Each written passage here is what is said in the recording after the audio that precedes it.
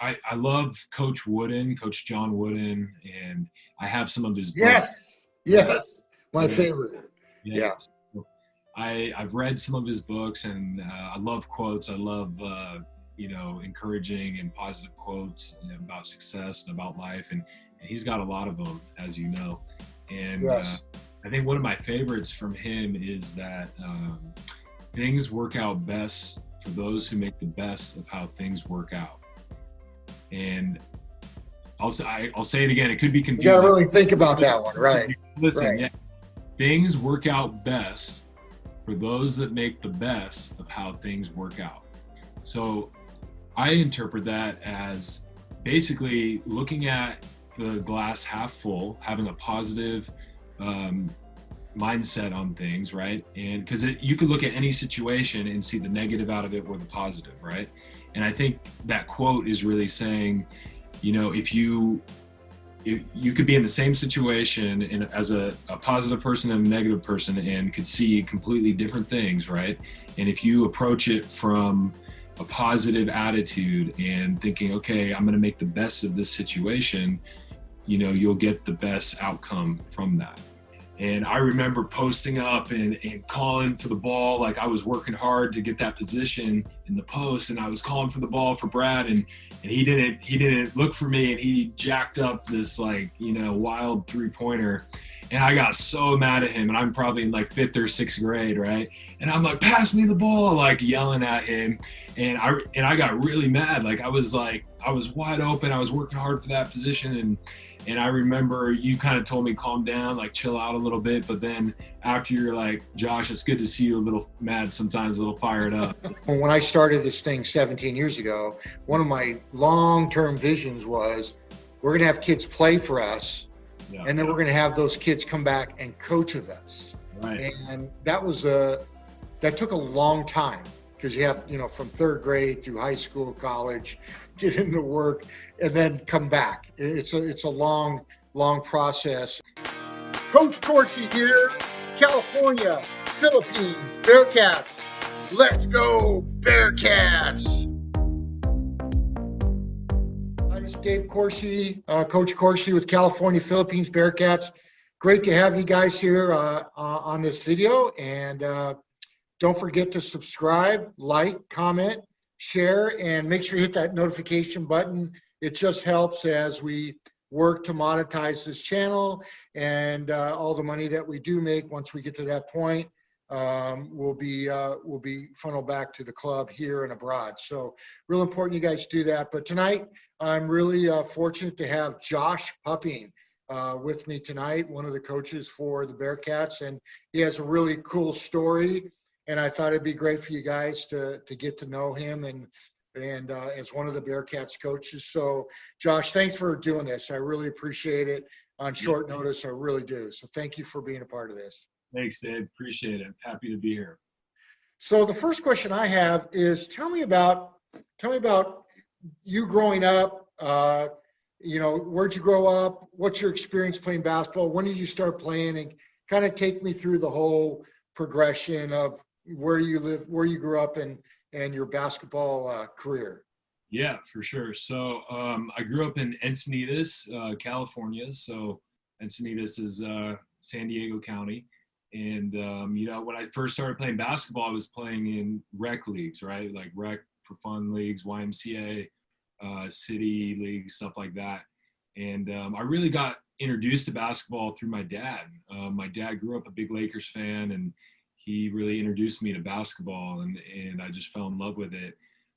So when you first start playing basketball in the rec leagues, right, and you're doing well, you think you're a good basketball player, right? Because you're playing against a lot of other beginners and stuff. And then, as I got a little older, I started having friends that were playing in club ball. And then, I kind of heard through the grapevine that, like, yeah, if you want to actually be a good player and play high school and beyond, you got to get into club ball. So we heard about Bearcats. I think it was right before I came over to Santa Fe Christian. And I remember I was in 5th grade, and I came and tried out for the club. Back then we were the Solana Beach Cats. And so yeah, I remember being excited but also nervous. I was fifth grade, coming, and I was always tall for my age, right? So I remember I came to the sixth grade tryouts at first, and at that time, like that was my first experience and exposure to club basketball. So I tried playing up because of my height, but it was very competitive. It was a different level, something that I wasn't used to.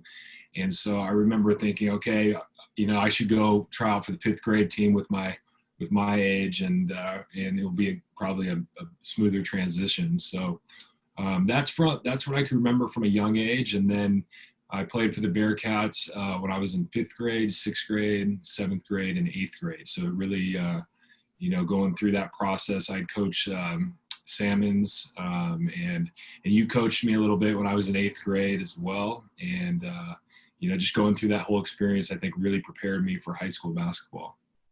And where'd you play high school at? So I played high school at San Diego Academy in Encinitas, and I was on varsity for 3 years, and I was the starting power forward. My senior year, I was team captain, and unfortunately, my basketball career was really riddled by a lot of injuries. I really struggled with knee injuries, Yeah, I remember that. Yeah, and so that was definitely something that was a battle that I always had to deal with. And I eventually had to get ankle surgery. I have a big scar about like that long on my ankle. Wow. It was just, yeah, I always dealt with injuries. So but besides that, when I was actually on the court, I felt like I was pretty effective, but the trouble was just staying on the court consistently, that durability. But my junior year in high school, I was defensive player of the year for our team.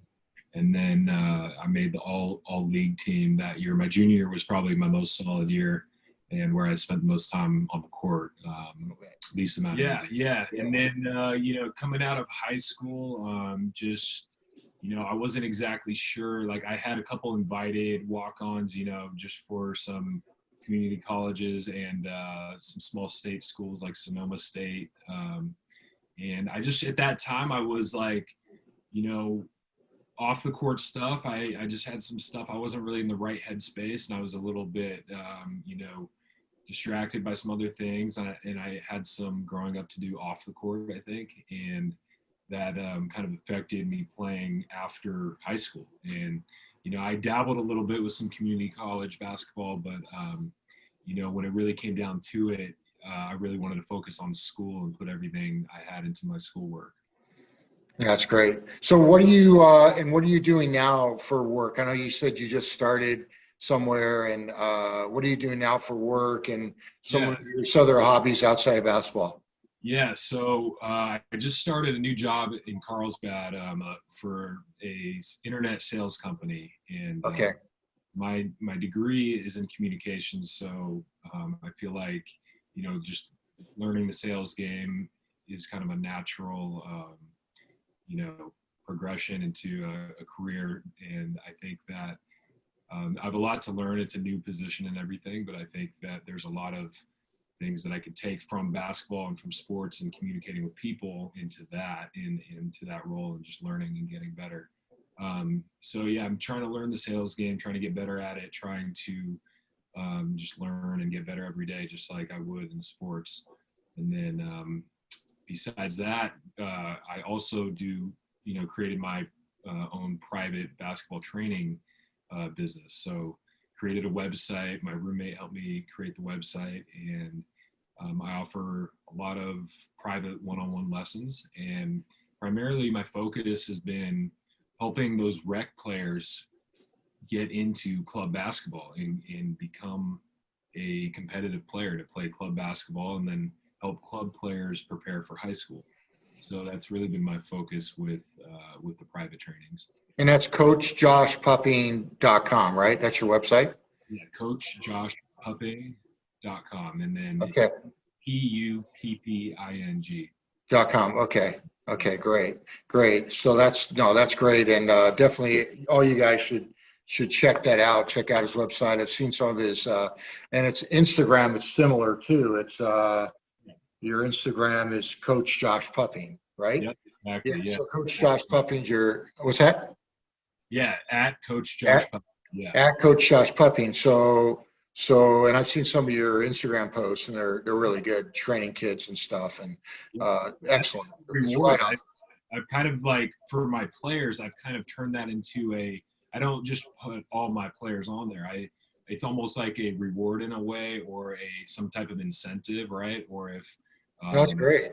That's and smart. it's been working, and and kids love it. They love seeing themselves up there, and it's a bigger deal to them than it is for most Yeah.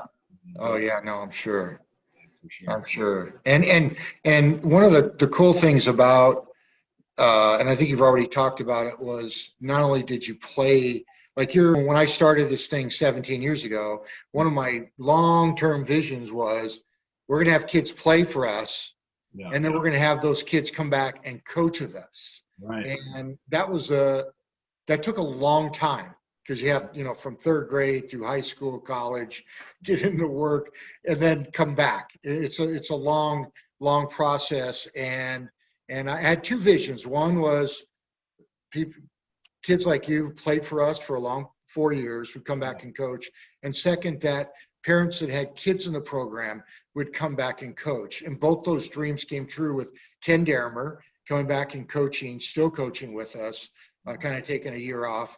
And then you and Grant and others who have cycled through the program that are now back coaching in the Bearcats organization, which is super cool. Super cool. And one of the things I did mention is that people don't know, but the way that we kind of met was through your dad.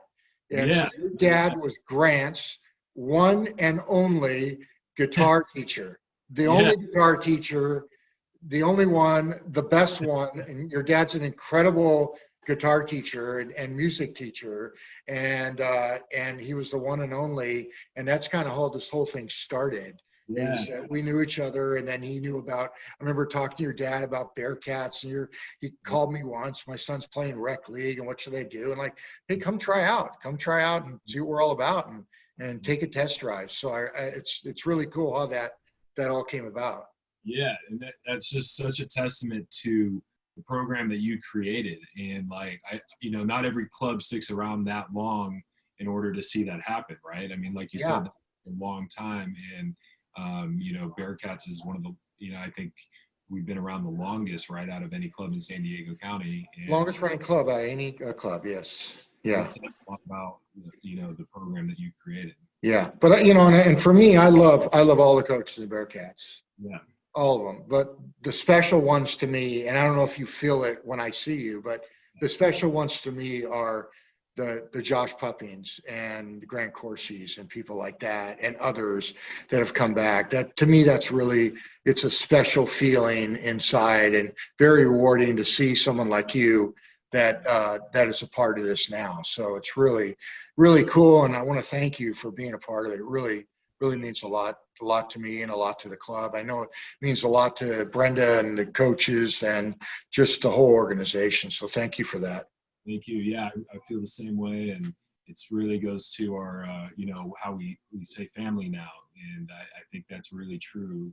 We have the Bearcat shirts that say family on it, and I think that's, it's 100% accurate.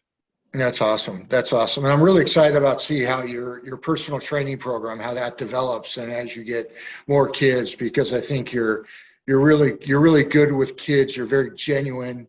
You're very honest, and like Brian, I did an interview with him on Sunday. He says, there's no special trainer, there's no special drill. You just a basketball and a basket is what you need. But when you have a genuine coach like you, that you can feel that really loves the kids and cares for them, I think that goes a long way in really getting that one special trainer. And it doesn't really matter what drills they're doing or not doing. What matters is they care. They really care about you getting better, and they're going to do everything they can to help you get there. So I think that's what you represent, and that's why I think your training program separates yourself from a lot of other people out there. So, because I'm not a big like Oh, find a guy with all the newest drills. Find a Right. guy that played in NBA or college. That's the guy. No, it's the guy that cares the most. Right. That cares the most and is going to work the hardest for your son. And I know that's who you are. Yeah. So Thank you. yeah, you're welcome. Tell me about your. This is kind of interesting. I want to know you like what was your favorite moment playing with the Bearcats, if Yeah. you can remember that far back, and then what was your favorite moment? What's been your favorite moment coaching with the Bearcats?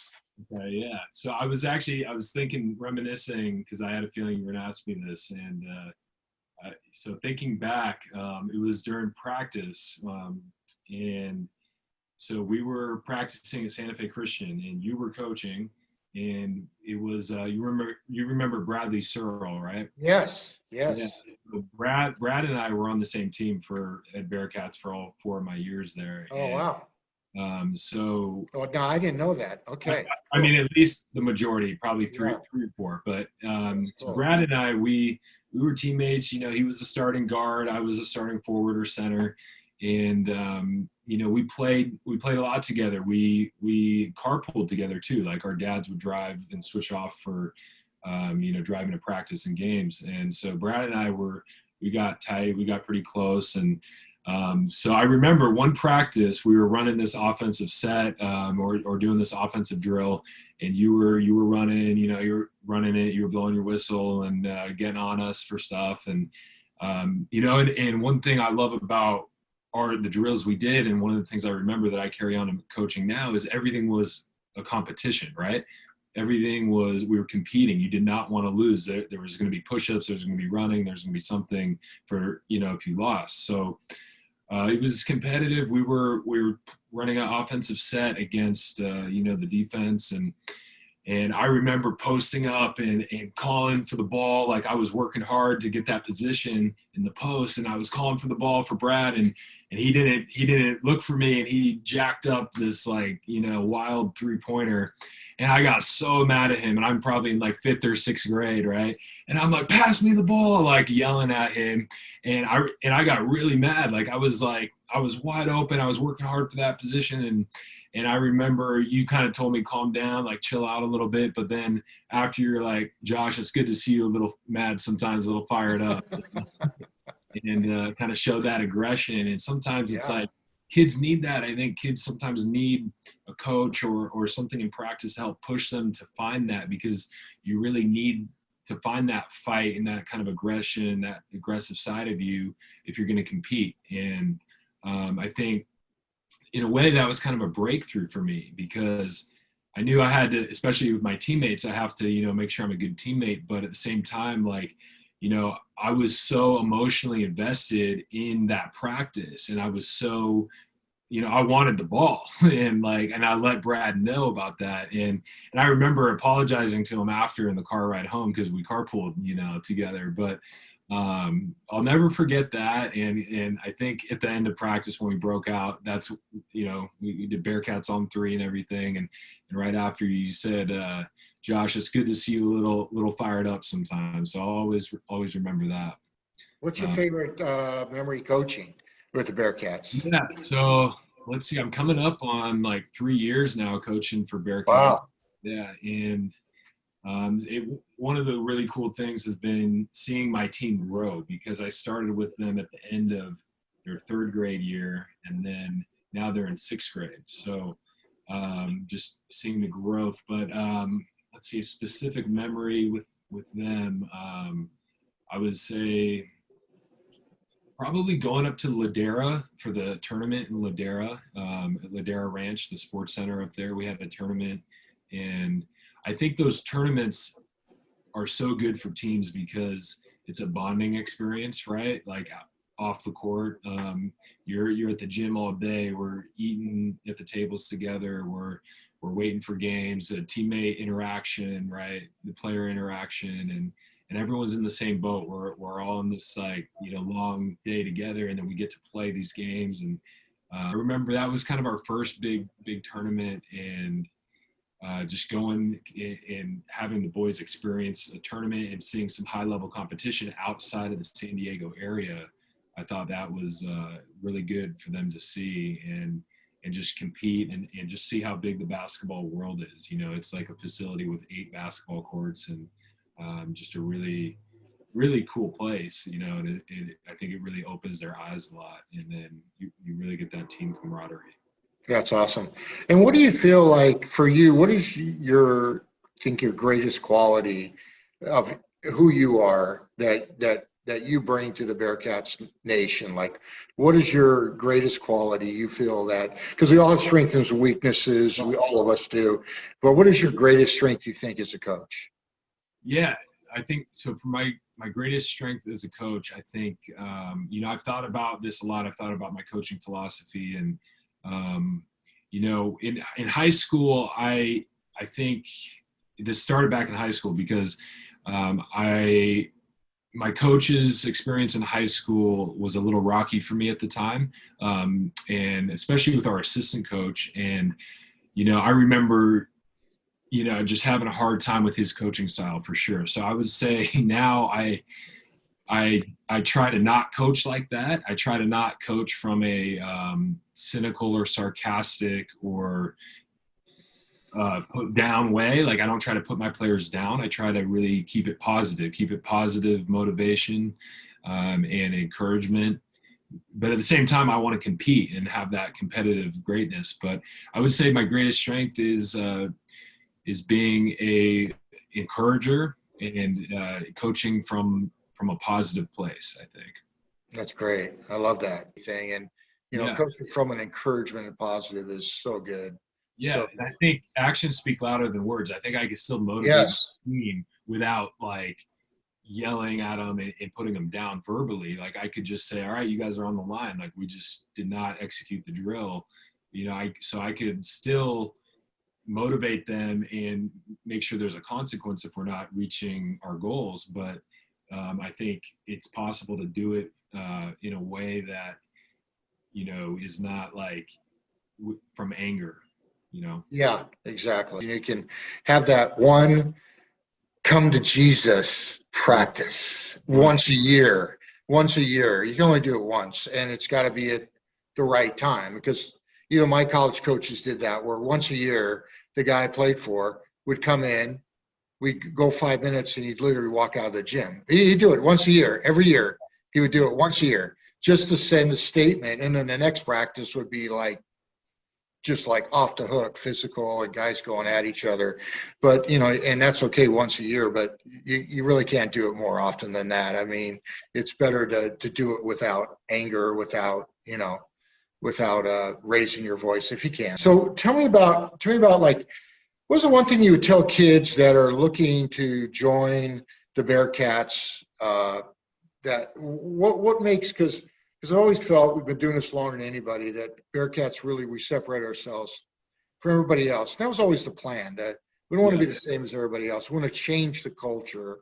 We want to, we want the culture to be more aligning with the moral principles we believe in and God and mind, body, spirit.